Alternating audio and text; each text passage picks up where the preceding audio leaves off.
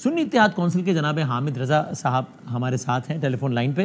یاد رہے کہ یہ جو کیس اس وقت ہیڈ لائنز کی زینت بنا ہوا ہے، یعنی کہ پاکستان تحریک انصاف کو مخصوص نشستیں ملنے کا، یہ اصل میں سنی اتحاد کونسل کا کیس ہے، اور ظاہر ہے اس وقت پی ٹی آئی کے جو پارلیمنٹیرینز ہیں وہ سنی اتحاد کونسل کے ہی پلیٹ فارم سے اس وقت پارلیمان میں موجود ہیں۔ تو میں کوئکلی ان کی ایک دو باتوں پہ اوپینین چاہتا ہوں۔ حضور السلام علیکم۔ وعلیکم السلام وسیم بھائی، خیریت سے ہیں؟ سر بالکل ٹھیک، بہت نوازش، آپ نے وقت نکالا۔ اب ظاہر ہے آپ کی خواہش کیا ہے اور آپ کی رائے کیا ہے یہ ہمارے علم ہے اس کیس سے متعلق، لیکن آپ کو لگتا کیا ہے کہ کیا اس میں کامیابی ہوگی، مخصوص نشستیں ملیں گی، یا مشکل لگتا ہے معاملہ؟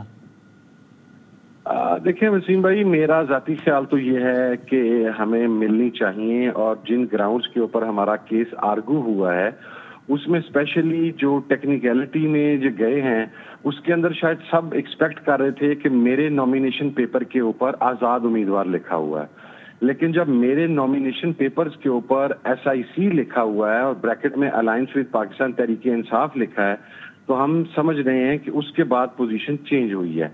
اب وہاں پر جو انہوں نے ایک اور چیز کا حوالہ دیتے ہیں، الیکشن کمیشن کے وکیل صاحب ہمارے بھائی، جو میرا خیال ہے بعض اوقات وہ دروغ گوئی سے کام لے لیتے ہیں۔ ہم نے فیصلہ کیا تھا کہ بلے باز کا سٹریچر بھی ہمارے الائی کا سٹریچر ہے، ٹھیک ہے، تو ہم نے جب اس کا ٹکٹ جمع کروایا تو ہمارے RO صاحب نے ہمیں وہ ٹکٹ واپس کر دیا، چونکہ الیکشن کمیشن نے آدھے گھنٹے کے بعد ایک نوٹیفیکیشن نکال دیا تھا جو کہ ریکارڈ کا حصہ ہے، سپریم کورٹ میں موجود ہے، کہ جن امیدواران نے اپنے کاغذات پر پاکستان تحریک انصاف لکھا ہے انہیں کسی اور پارٹی کا ٹکٹ نہ دیا جائے۔ میرا سنی اتحاد کونسل کا ٹکٹ بھی انہوں نے واپس کر دیا۔ انہوں نے کہا کہ آپ نے الائیڈ ود PTI لکھا ہے، تو اب میرا PTI کا ٹکٹ وہاں پر موجود تھا۔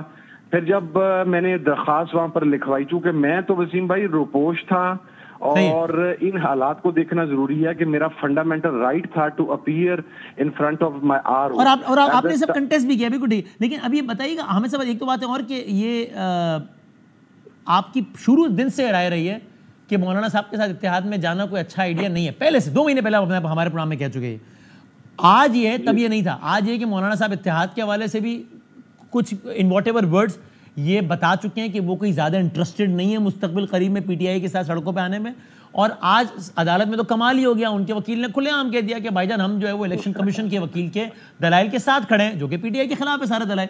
سو آج آپ کی رائے مزید مضبوط ہو گئی ہے مولانا صاحب سے متعلق؟ نہیں، دیکھیں مولانا صاحب نے کل پہلے سارا ملبہ میرے اوپر پھینکا ہے، ہاں جی ہاں، کہ سنی اتحاد کونسل کے چیئرمین کی وجہ سے یہ اتحاد نہیں ہو رہا، جی ہاں، تو میں نے کہا کہ چلے میں مولانا کو یہ موقع نہیں دیتا۔